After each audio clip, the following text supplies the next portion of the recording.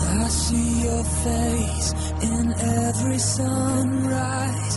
The colors of the morning are inside your eyes.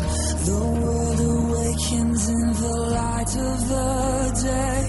I look up to the sky and say, you're beautiful.